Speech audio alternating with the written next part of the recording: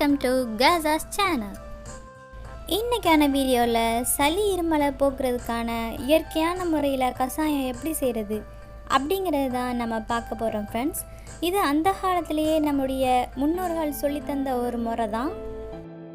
இந்த மெத்தட் ஒவ்வொரு வீட்லேயும் கொஞ்சம் கொஞ்சம் சேஞ்ச் ஆகும்.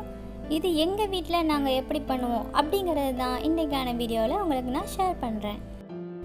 வாங்க ஃப்ரெண்ட்ஸ், வீடியோக்குள்ளே போகலாம்.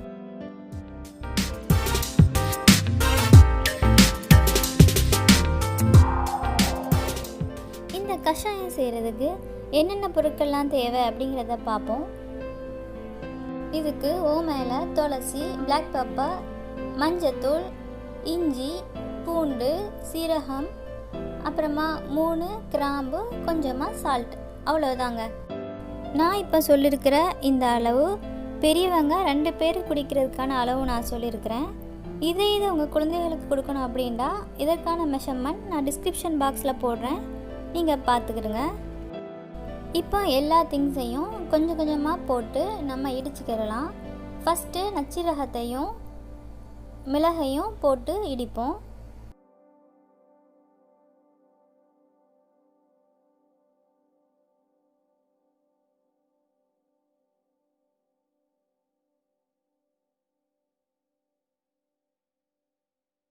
அப்புறமா இஞ்சி, பூண்டு இது 2ஐயும் போட்டு நல்லா இடிச்சுக்கிடலாம். நீங்கள் தேவைப்பட்டால் மிக்சியில் கூட அரைச்சி எடுத்துக்கிடலாம்.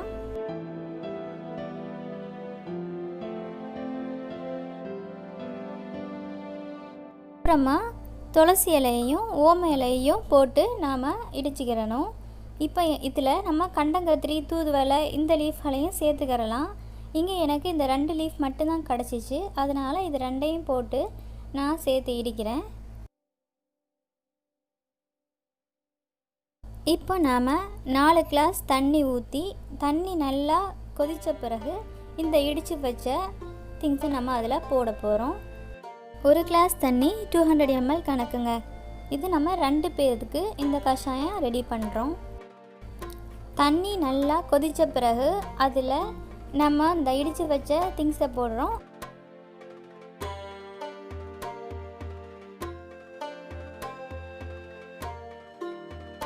அதோட டர்மரிக் பவுடரையும் சால்ட்டையும் ஆட் பண்ணிக்கிறோம்.